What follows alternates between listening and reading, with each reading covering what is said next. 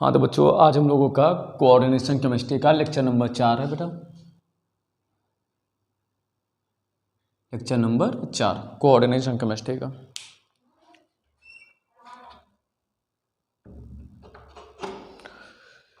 तो पिछले टर्म में हम लोग लेक्चर 1 में कोऑर्डिनेशन केमिस्ट्री में जैसा कि बेटा हम लोग पढ़ चुके हैं लिगैंड। लेक्चर नंबर 2 में IUPAC पढ़ ली। लेक्चर नंबर 3 में BBT का सिद्धांत पढ़ लिया। ये लेक्चर नंबर 4 है बेटा, वर्नर की थ्योरी, और इसके बाद EAN रूल हम लोग पढ़ेंगे। तो वर्नर्स थ्योरी, वर्नर का सिद्धांत क्या था भाई? वर्नर का सिद्धांत क्या था? क्या कहना चाह रहे थे वर्नर? उन्होंने कहा कोई भी उपसह संयोजी यौगिक ले लो तुम, कोई भी उपसह संयोजी यौगिक ले लो बेटा। आप कोई भी उपसह संयोजी यौगिक ले लो, जैसे ले लिया हमने यहाँ पे CrH2O का होल 6 और ले लिया हमने Cl3। उनका कोई भी उपसह संयोजी यौगिक है, उसके अंदर का जो सेंट्रल मेटल एटम है, सेंट्रल मेटल एटम जिसको बोलते हैं केंद्रीय धातु परमाणु या सेंट्रल मेटल आयन CMI, ये दो प्रकार की संयोजकता दिखाता है बेटा, दो प्रकार की वैलेंसी शो करता है। अल्फ्रेड वर्नर पहले इंसान थे जिन्होंने उपसह संयोजी यौगिकों के बारे में बताया था। इनका बस ये कहना था कोई भी उपसह संयोजी यौगिक तुम ले लो, उसका जो सेंट्रल मेटल एटम होता है या सेंट्रल मेटल आयन होता है, ये बेटा दो प्रकार की संयोजकता दिखाता है, दो टाइप की ये वैलेंसी दिखाएगा, दो प्रकार की संयोजकता दिखाता है। एक संयोजकता दिखाता है बेटा ये प्राथमिक, और दूसरी संयोजकता दिखाता है ये द्वितीयक। यही ये कहना चाह रहे थे। थोड़ा सा भी हम लोगों अगर तुम्हें बताएं तो इसके अंदर ये है इसकी प्राथमिक संयोजकता और ये इसकी है द्वितीयक संयोजकता। ये सर कैसे हुआ? ये पूरे सिद्धांत में वैज्ञानिक अल्फ्रेड वर्नर ने बताया। इनका पूरा नाम था अल्फ्रेड वर्नर। बहुत इंपॉर्टेंट टॉपिक है बेटा, बहुत भीषण इंपॉर्टेंट है ये किसी भी बोर्ड के लिए। ये UP board, CBSE board, ICSE board के एग्जाम के लिए सबसे ज़्यादा ये पूछा जाता है बेटा। वो IIT JEE के लिए भी ये बहुत ज़्यादा इंपॉर्टेंट है। तो वर्नर का सिद्धांत स्टार्ट करते हैं। इन्होंने कहा कि इस सिद्धांत के अनुसार, इस सिद्धांत के अनुसार, इस सिद्धांत के अनुसार क्या कहना चाह रहे थे ये? इन्होंने कहा जो सेंट्रल मेटल एटम होता है या सेंट्रल मेटल आयन होता है, ये दो प्रकार की संयोजकता व्यक्त करता है, संयोजकता दिखाता है। कहेगा भैया हम दो प्रकार की संयोजकता दिखाएंगे।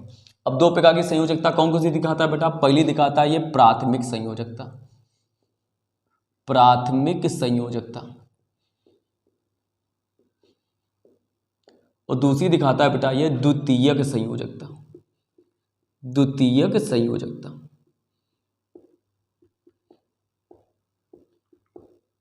क्या है प्राथमिक संयोजकता, क्या है द्वितीयक संयोजकता? इन्होंने कहा कोई भी उपसह संयोजी यौगिक है, फिर से समझो, उपसह संयोजी यौगिक के अंदर जो सेंट्रल मेटल एटम है या सेंट्रल मेटल आयन, ये दो प्रकार की संयोजकता दिखाता है। एक दिखाएगा प्राथमिक संयोजकता, दूसरा दिखाएगा द्वितीयक संयोजकता। अब इन्होंने कहा जो प्राथमिक संयोजकता है, पहला पॉइंट इन्होंने दिया, प्राथमिक संयोजकता अनआयनिक होती है, अनआयनिक, अनआयनिक होती है। सॉरी बेटा, प्राथमिक संयोजकता जो है आयनिक होती है, प्राथमिक संयोजकता आयनिक होती है, आयनिक होती है। जबकि जो द्वितीयक संयोजकता होती है ये अनआयनिक होती है, ये आयन में नहीं टूटेगी, अनआयनिक होती है। तुमने कहा सर कैसे? देखो ऐसे, जैसे CrH2O का होल 6 और ये ले लिया हमने Cl3। अगर हम तुमसे पूछे इसमें कौन प्राथमिक है और कौन द्वितीयक है, तो अल्फ्रेड वर्नर बहुत पहले आए थे, इन्होंने ये बात समझा दी कि जो डब्बे के बाहर है, उधर देखो, उधर देखो डब्बे के बाहर, जो डब्बे के बाहर उधर की तरफ है, ये है तुम्हारी प्राथमिक संयोजकता। डब्बे के अंदर जो है ये है बेटा तुम्हारी द्वितीयक संयोजकता, और ये है तुम्हारा सेंट्रल मेटल एटम। यही बात ये समझा रहे थे कि सेंट्रल मेटल एटम किसी भी उपसहसंयोजी यौगिक का सेंट्रल मेटल एटम है, ये दो प्रकार की संयोजकता दिखाता है। एक डब्बे के बाहर वाली संयोजकता, एक डब्बे के अंदर वाली संयोजकता। डब्बे के बाहर वाली संयोजकता का जो क्षेत्र होता है बेटा, इसको हम पहले भी तुम्हें बता चुके हैं कि ये बेटा आयनिक क्षेत्र होता है। और डब्बे के अंदर वाला जो क्षेत्र होता है बेटा, ये कोऑर्डिनेशन फील्ड होता है बेटा, ये आयन में नहीं टूटता। तो ये पहली बात ये कहना चाह रहे थे, जो प्राथमिक संयोजकता होती है ये आयनिक होती है। इस कंपाउंड में अगर हम देखें प्राथमिक संयोजकता कौन दिखा रहा है, तो तुम कहोगे सर जी प्राथमिक संयोजकता Cl दिखा रहा है। क्या ये आयनिक है? बिल्कुल है, इसके ऊपर माइनस का चार्ज होता है। लेकिन जो द्वितीयक संयोजकता जो दिखाते हैं वो अनआयनिक होती है। ये H2O पे अगर हम कहें कि इस पे कोई चार्ज लगा सकते हो, तो बिल्कुल नहीं लगा सकते हो। अगर इसको तुम वाटर में रिलीज भी करते हो बेटा, तोड़ते हो, H2O क्या, यहाँ पे अगर तुम्हारा Cn भी होता, कुछ बच्चों के दिमाग में मान लो आ गया कि सर Cn पे तो चार्ज होता है, -1 का चार्ज होता है, ये कह रहे थे नहीं होता। कैसे? तोड़ के देख लो। अगर इसमें वाटर डालोगे, वाटर डालने के बाद क्या होगा बेटा, ये Cl तो अलग हो जाएगा 3Cl-, जो कि तुम्हारा दिखा रहा है प्राथमिक संयोजकता। लेकिन बचा जो तुम्हारा है Cr, Cn का होल 6 और चल रहा है बेटा। इसके ऊपर अगर देखें माइनस के कितने चार्ज है, तो टोटल माइनस के चार्ज है 3, इसके ऊपर प्लस के 3 चार्ज है। तो तुम्हें अभी भी नजर नहीं आ रहा है कि इस Cn पे कितना चार्ज है। तो यही बात ये बता रहे थे, प्राथमिक संयोजकता आयनिक होती है, उसको आयन में तोड़ सकते हो बेटा, जैसे कि हमने तोड़ लिया। प्राथमिक वाली संयोजकता है Cl, इसको आयन में हमने तोड़ लिया। लेकिन जो द्वितीयक संयोजकता है बेटा, इसको आयन में नहीं तोड़ सकते हो। ये इनका पहला पॉइंट था। प्राथमिक संयोजकता आयनिक होती है, द्वितीयक संयोजकता अनआयनिक होती है, मतलब आयन में नहीं टूटेगी। दूसरा पॉइंट इनका ये था, ये कह रहे थे जो प्राथमिक संयोजकता होती है, प्राथमिक संयोजकता सेंट्रल मेटल एटम की, प्राथमिक संयोजकता सेंट्रल मेटल एटम की, लिखते जाना बेटा लाइन से, प्राथमिक संयोजकता सेंट्रल मेटल एटम की ऑक्सीडेशन नंबर बताती है। अरे वाह, मजा आ गया, बिल्कुल बताती है। जबकि जो द्वितीयक संयोजकता है, द्वितीयक संयोजकता ये सेंट्रल मेटल एटम की उपसय संयोजन संख्या बताती। बहुत इंपॉर्टेंट बात बता के गए थे, उपसय संयोजन संख्या बताती है। कैसे? वही एग्जांपल ले लेते हैं फिर से हम लोग। CrH2O का होल 6 और ले लिया बेटा यहाँ पे Cl3। चलो दोनों में एक काम करो, सबसे पहले एक काम करते हैं कि प्राथमिक संयोजकता का क्या काम है और द्वितीयक संयोजकता का क्या काम है। ये हमारी है प्राथमिक संयोजकता, ये हमारी है द्वितीयक संयोजकता। इन्होंने कहा जो सेंट्रल मेटल एटम है इसकी ऑक्सीकरण संख्या निकालो, इसको मान लिया हमने x। बेटा H2O की ऑक्सीकरण संख्या होती है 0, 6 का गुणा कराओ कोई फर्क पड़ेगा नहीं। Cl की ऑक्सीकरण संख्या होती है -1, 3 का गुणा कराओगे फर्क पड़ेगा, -3 बराबर हो गया 0, तो x बराबर आ गया +3। x तुमने किसको माना है? x माना है तुमने Cr को, तो Cr की ऑक्सीकरण संख्या आ गई है तुम्हारी +3। लेकिन ये +3 ऑक्सीकरण संख्या किसके कारण आई है? ये प्राथमिक संयोजकता Cl के कारण आई है कि H2O के कारण आई है? बिल्कुल सही बात, Cl के कारण आई है। प्राथमिक संयोजकता के कारण ही इसकी ऑक्सीकरण संख्या +3 आई है, इसके कारण तो 0 आती बेटा।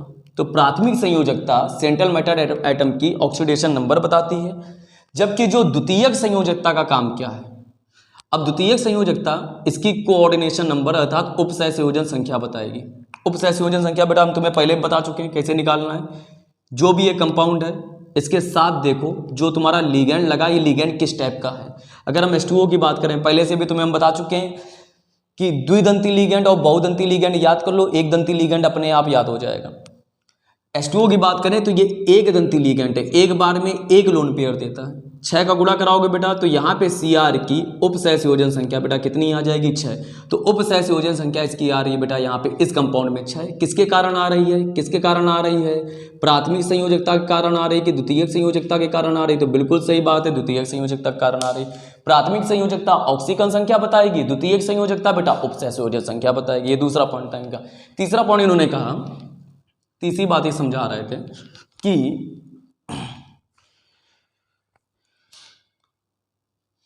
प्राथमिक संयोजकता को लिख लेना बेटा, प्राथमिक संयोजकता को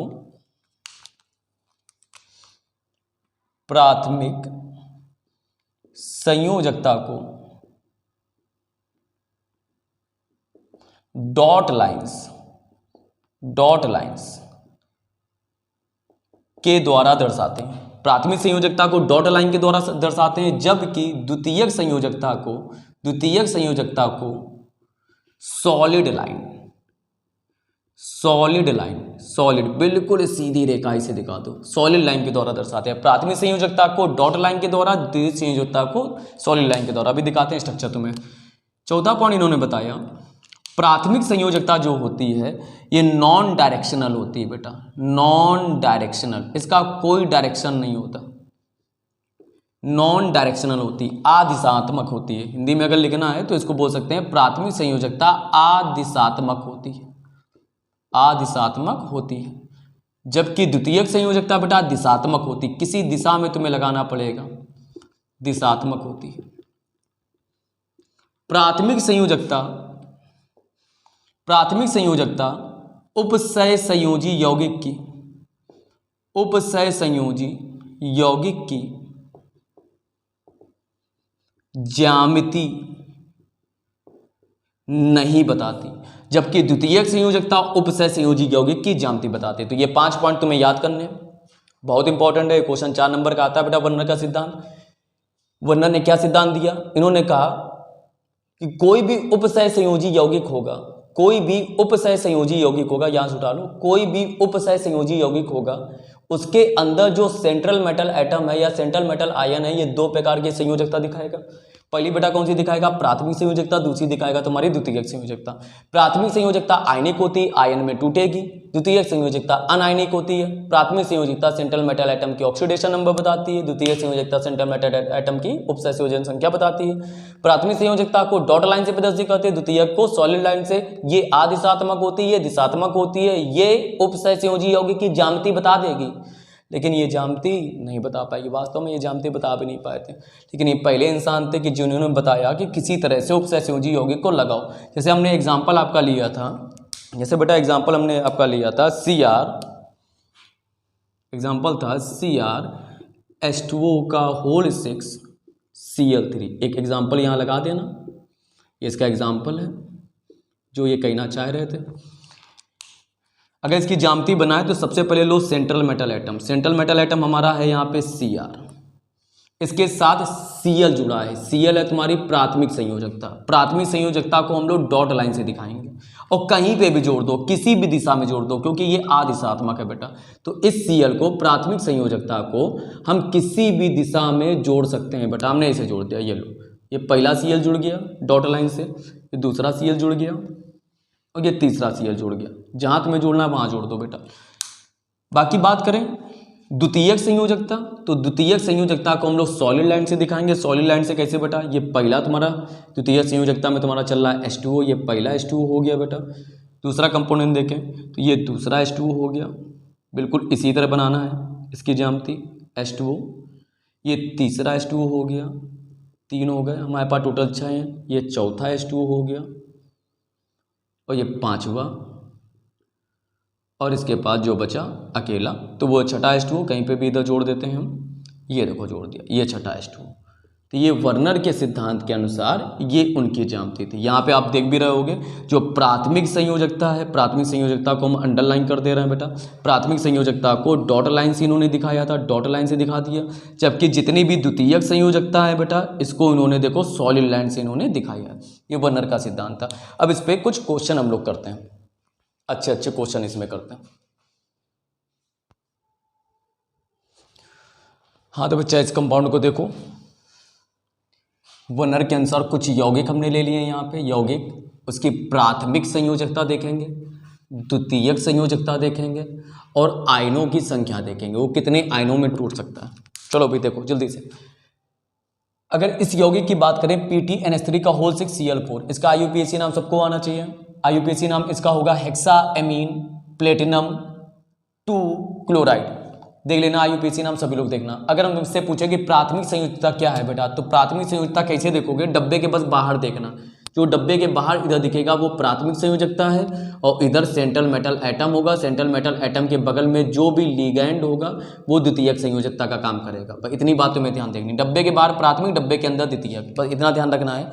डब्बे के बाहर प्राथमिक और डब्बे के अंदर द्वितीयक। चलो आओ देख लेते हैं। अगर यहाँ पे बात करें प्राथमिक संयोजकता क्या होगी, तो यहाँ पे हमें Cl दिख रहा है बेटा 4, तो प्राथमिक संयोजकता हो गई 4। यहाँ पे देखें Cl कितने बेटा, तो यहाँ हमारी हो गई 3। यहाँ पे देखें कितने बेटा, तो प्राथमिक संयोजकता हो गई 2। यहाँ पे देखें प्राथमिक संयोजकता हो गई 1, और यहाँ पे देखें तो प्राथमिक संयोजकता हो गई 0। द्वितीयक संयोजकता अगर हम देखें तो द्वितीयक संयोजकता हमें बताती है कोऑर्डिनेशन नंबर को फिर से समझ लो। पहले वाले में अगर देखें द्वितीयक संयोजकता कितनी है, तो प्लेटिनम के साथ हमें देखना पड़ेगा किस टाइप का लिगेंड जुड़ा हुआ, यही सेंट्रल मेटल एटम है। इसके साथ NH3 जुड़ा है बेटा, 1 दंती लिगेंड होता है, 6 का गुणा कराओगे तो द्वितीयक संयोजकता बेटा इसकी आ गई 6। अगर इधर के देखें द्वितीयक संयोजकता, तो यहाँ पे तुम देख रहे हो 1 दंती लिगेंड NH3 है 5 और 1 Cl भी तो आ गया, तो 5 और 1 कितना हो गया 5 बेटा NH3 की और 1 Cl से, तो 5 + 1 बराबर हमारा कितना आ गया बेटा 6। यहाँ पे अगर देखें तो NH3 1 दंती लिगेंड है, Cl भी 1 दंती लिगेंड है, 4 का गुणा यहाँ कराया तो बेटा द्वितीय संयोजकता यहाँ पे 4, और यहाँ पे 1 2 का गुणा कराया, यहाँ पे हो गया बेटा 2 4 2 फिर से हो गई तुम्हारी 6। यहाँ पे देखें बेटा प्राथमिक संयोजकता 1 दंती लिगेंड NH3 है, 1 दंती लिगेंड Cl है, 3 का गुणा कराया तो ये हो गया तुम्हारा 3, यहाँ पे गुणा कराएं बेटा 3 का तो ये भी हो गई 3 3 3 कितना हो गया 6। यहाँ पे देखिए प्राथमिक संयोजकता, तो NH3 की बात करें तो NH3 टोटल तुम्हारे हो चुके हैं, सॉरी NH3 यहाँ पे हो चुके हैं, हाँ ठीक है NH3 तुम्हारे 2 हो चुके हैं। तो प्राथमिक संयोजकता देखें 1 दंती लिगेंड है, 2 का गुणा कराया तो ये हो गया बेटा 2, और Cl अगर देखें तो टोटल तुम्हारे यहाँ पे इस बार 4 हैं, तो ये हो गया बेटा तुम्हारे 4, तो 4 और 2 कितना हो गया 6। अच्छा इन सारे कंपाउंड में तुमने देखा क्या, यहाँ से स्टार्टिंग करो, किया क्या है हमने, यहाँ पे हुआ क्या है, बस ध्यान से सभी लोग देखो। कंपाउंड वही है, यहाँ पे कुछ चीज़ें चेंज हुई हैं बस। हर बार क्या किया है हमने कि हर बार Cl को एक बार अंदर डाल दिया, जैसे एक बार एक Cl को अंदर डालोगे तो यहाँ पे तुम्हारा बचेगा Cl3 जो कि तुम्हें अगले कंपाउंड में दिख रहा होगा, और एक Cl अंदर पहुँच गया तो यहाँ आ गया Cl और तुरंत एक NH3 कब कर देना, क्या करना है एक Cl अंदर डालो, अंदर गया Cl की यहाँ पे कमी हो जाएगी बेटा तो वहाँ पे कमी करा दो, और एक NH3 कम कर दो। करना क्या है एक Cl को अंदर ले जाओ, एक NH3 को हटा दो, एक Cl को अंदर ले जाओ, एक NH3 को हटा दो। दूसरे वाले कंपाउंड में क्या किया, फिर से हमने यहाँ पे किया कि एक Cl को अंदर ले गए, तो अब Cl कितने हो गए बेटा तुम्हारे 2 हो गए। अब Cl कितने हो गए तुम्हारे अंदर 2, चेक करो, और बाहर भी कितने बचे 2, एक NH3 और कम कर दिया, 5 से बचा 4। अगली बार क्या किया, फिर से हमने ये काम किया, एक Cl और अंदर डाल दिया बेटा, तो अगले Cl हो गए तुम्हारे 3, एक NH3 और कम कर दिया, 3 बचे। अगली बार क्या किया कि एक Cl और अंदर डाल दिया, जैसे डाला बेटा हो गए Cl4 और NH3 एक और कम कर दिया, बचे तुम्हारे कितने 2। इन सारे कंपाउंड से तुमने एक बात तो सीखी कि प्राथमिक संयोजकता चेंज हो रही है। जरा देखो भाई प्राथमिक संयोजकता चेंज हो रही है, लेकिन जो द्वितीयक संयोजकता है कोऑर्डिनेशन नंबर ये चेंज नहीं होती है, ये नो चेंज। तो ये समझा रहे थे वैज्ञानिक बर्नर यही बात कह रहे थे बर्नर कि प्राथमिक संयोजकता चेंज हो भी सकती, इसीलिए ये आदिशात्मक होती है, जबकि द्वितीयक संयोजकता कभी भी चेंज नहीं होती, इसीलिए ये डायरेक्शन बताती है, दिशात्मक होती है, बताती है कोऑर्डिनेशन नंबर बता रही। अगले टर्म जो है तुम्हारी आयनों की संख्या। आयन में बिल्कुल परेशान ना हो, अगर हम तुमसे कहें पहला वाला कंपाउंड है इसको हम यहाँ तोड़ के तुम्हें दिखा रहे हैं। पहला कंपाउंड है तुम्हारा PTNH3 का होल 6Cl4। हम तुमसे पूछें यहाँ पे कितने आयन प्राप्त होंगे बेटा, तो इसको तोड़ोगे जैसे जल मिलाओगे तो यहाँ पे Cl तुम्हारे 4 हैं, 4 Cl तुम्हारे अलग, Cl पे एक माइनस का चार्ज बचा तुम्हारा PTNH3 का होल 6। यहाँ पे हमने देखा तो इसके ऊपर चार्ज आ जाएंगे बेटा टोटल, इसके ऊपर माइनस के टोटल 4 हैं तो इसके ऊपर माइनस के टोटल हो जाएंगे, प्लस के टोटल हो जाएंगे 4। अगर हम तुमसे टोटल पूछे यहाँ पे आयन कितने प्राप्त हुए हैं, हम यहाँ पे आयन की जो बात कर रहे हैं वो Cl माइनस आयन की बात कर रहे हैं, कितने Cl माइनस आयन प्राप्त होंगे। तो पहले वाले में अगर देखोगे कितने Cl माइनस आयन प्राप्त हुए, आयनों की संख्या जो देख रहे हैं वो Cl माइनस की देख रहे हैं। तो बताओ पहले वाले कंपोनेंट में कितने Cl माइनस प्राप्त हुए हैं, 4। कितने प्राप्त हुए हैं 4, आयन के रूप में प्राप्त हुआ है बेटा। तो डायरेक्ट तुम्हें देखना है बाहर Cl 4 है तो यहाँ पे तुम्हें 4 Cl प्राप्त हो जाएंगे। यहाँ पे अगर देखें Cl चेक करो बेटा, यहाँ पे Cl कितने हैं तुम्हारे बाहर 3, तोड़ोगे तो 3 Cl माइनस प्राप्त होंगे। यहाँ पे Cl अगर चेक करोगे तो यहाँ पे बेटा 2 प्राप्त होंगे, यहाँ पे देखोगे तो 1 प्राप्त होगा, और यहाँ पे देखेंगे तो Cl प्राप्त नहीं होगा क्योंकि Cl बार है नहीं, तो यहाँ पे Cl माइनस आयन प्राप्त होंगे 0। ये बर्नर कहना चाह रहे थे। अब यहीं से कुछ क्वेश्चन आपके लगाएंगे, बढ़िया क्वेश्चन। पहला क्वेश्चन मेरा ये है कि इनमें से कौन सा ऐसा यौगिक है, कौन सा यौगिक ऐसा है जो कि, कौन सा यौगिक ऐसा है बेटा जो कि जिसकी चालकता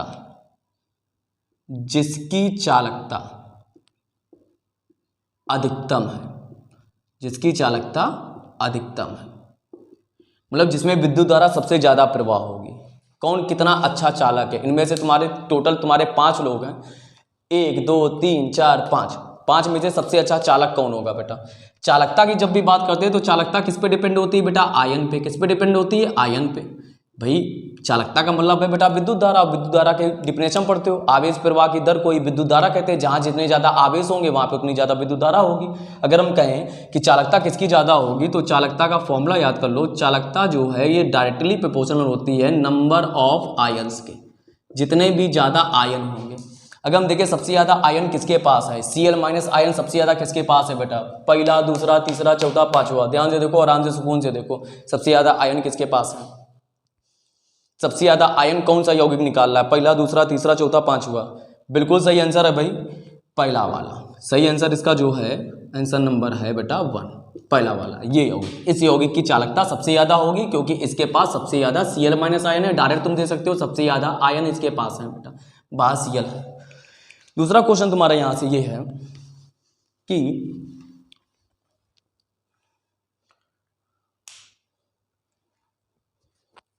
ऐसा कौन सा आयन है,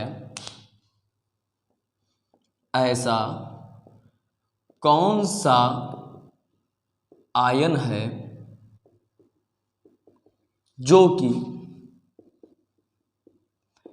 AgNO3 से क्रिया करके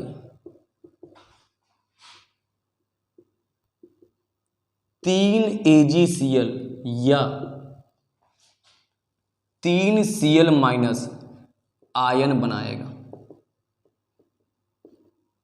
तो घटिया क्वेश्चन है बेटा, दम नहीं है इनमें क्वेश्चनों में।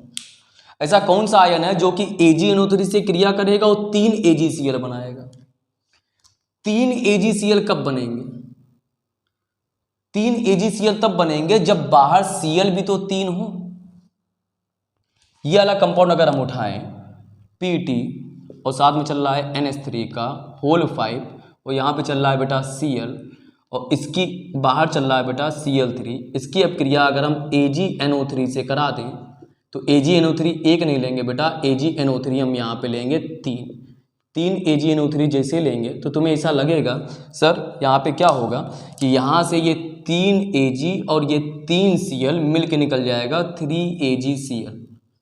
और बचा क्या तुम्हारे पास? NO3 तुम्हारे 3 बचे, यहीं चिपका दो तो बनेगा तुम्हारा Pt NH3 का होल 6 और Pt NH3 का होल 5 और चल रहा है साथ में Cl और बाहर चल रहा है तुम्हारा 1 2 3 NO3 है बेटा, तो NO3 का हो जाएगा होल इथराइज।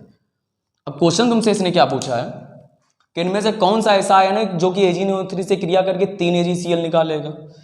पर तुम इतना देख लेना, जैसे उसने 3 लगाया, 3 किसके आगे लगा? Cl के आगे। तो डब्बे के बाद देख लेना कितने Cl है। ये वाला कंपोनेंट 3 AgCl निकालेगा। ये वाला कंपोनेंट अगर तुमसे यही पूछ लेता कौन ऐसा कंपोनेंट है जो 4 AgCl निकालेगा, तो पहला वाला निकालता 4 AgCl बेटा, यहाँ पे 4 ले लेते। अगर तुमसे पूछता कौन सा ऐसा कंपाउंड है जो 2 AgCl निकालेगा, तो ये वाला हमारा होता। कहता अगर बताओ ऐसा कौन सा कंपाउंड है जो AgCl निकालेगा ही नहीं, 0 AgCl निकालेगा, मीन्स AgCl बनाएगा ही नहीं, तो हमारा कौन सा होगा बेटा? लास्ट वाला, क्योंकि यहाँ पे Cl नहीं है। तो बात को समझ पाए होगे बेटा। तो यहाँ पे क्वेश्चन था 3 AgCl निकालेगा या फिर 3 Cl माइनस आयन देगा। 3 Cl माइनस आयन यही वाला कंपोनेंट दे सकता है। तो आंसर नंबर हमारा हो गया है 2। आंसर नंबर हमारा 2 नंबर, ये वाला कंपोनेंट ऐसा होगा। अगला क्वेश्चन हमारा है कि अगला बेटा हमारा क्वेश्चन है इनमें से ऐसा कौन सा कंपोनेंट है जो कि न्यूट्रल है, जो कि विद्युत उदासीन है? विद्युत उदासीन कौन होगा? कौन है उदासीन? किस पे चार्ज 0 है? किस पे चार्ज 0 है? तुम्हें समझ में आ रहा होगा। जरा ये देख लो चार्ज 0, या फिर यहाँ देख लो प्राथमिक संयोजकता ही चार्ज बताती है बेटा, आयन बताती है। यही कंपोनेंट तो ऐसा है बेटा। तो आंसर नंबर क्या हो गया तुम्हारा? 5।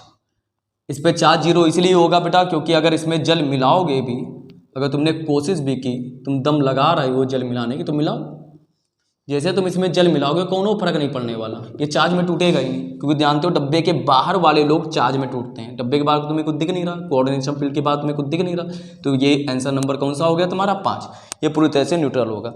अगला कंपोनेंट है कि अगला क्वेश्चन है तुम्हारा इसी में कि ऐसा कौन सा कंपोनेंट है जो कि क्वेश्चन नंबर ये तुम्हारा हो गया 1 2 3 4, हाँ चौथा नंबर है। अगला क्वेश्चन कह रहा है तुम्हारा ऐसा कौन सा कंपोनेंट है जो कि वाइट पीपीटी बनाएगा। इसको दूसरी भाषा में इसे देखो, कहेगा ऐसा कौन सा कंपोनेंट है जो रंगहीन है। केमिस्ट्री में बेटा वो सारी चीजें रंगहीन होती हैं जो वाइट कहलाती हैं, वाइट कलर को हम लोग कहते हैं रंगहीन। रंगहीन वही होगा जो चार्ज में नहीं टूटेगा बेटा, तो इसका आंसर भी तुम्हारा होगा answer number 5, answer number 5। Reason बताओगे क्यों? क्योंकि सर जी यहाँ पे कोई भी चार्ज नहीं मिलेगा, कोई भी आवेश नहीं मिलेगा, आवेश यहाँ पे, चार्ज यहाँ पे कितना है 0, जहाँ पे आवेश होता है वही चार्ज में बेटा टूटते हैं। तो यहाँ से तुम्हारी वर्नर की थ्योरी बेटा हो गई कंप्लीट।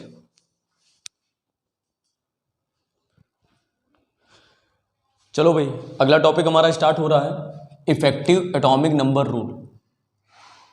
ये भी बड़ा इंपॉर्टेंट है भाई, सारे टॉपिक इसके इंपॉर्टेंट ही हैं। यहाँ से तुम्हारा एक न्यूमेरिकल टाइप का मिल जाएगा, इफेक्टिव एटॉमिक नंबर तुमसे पूछ लेगा इफेक्टिव एटॉमिक नंबर क्या होता है। देखो भाई बोला गया कि कोई भी जो उपसय संयोजी यौगिक होता है, हर बार उपसय संयोजी यौगिक आ रहा, कोई भी उपसय संयोजी यौगिक जो है, उपसय संयोजी जो यौगिक होता है बेटा, उपसय संयोजी यौगिक जो होता है उसके अंदर का जो सेंट्रल मेटल एटम है वो लीगैंड से क्या लेगा, लोन पेयर लेगा। और लोन पेयर इसलिए लेता है कि ये सेंट्रल मेटल एटम कैसा बन जाए बेटा, ये बन जाए अक्रिय गैस जैसा,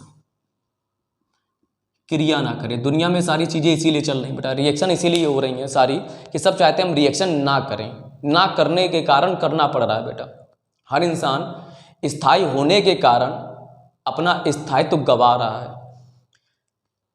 तो उपसय संयोजी यौगिक के अंदर जो सेंट्रल मेटल एटम होता है ये लिगैंड से लोन पेयर लेता है। डिफिनेशन सुन लो, उपसय संयोजी यौगिक के अंदर जो सेंट्रल मेटल एटम है ये लिगैंड का काम क्या होता है, लोन पेयर देना। लिगैंड को अच्छे से पढ़ लो, लिगैंड लोन पेयर ले बैठा होता है, इसके बाद डी ऑर्बिटल खाली होते हैं। उपसय संयोजी यौगिक के अंदर जो सेंट्रल मेटल एटम है ये लिगैंड से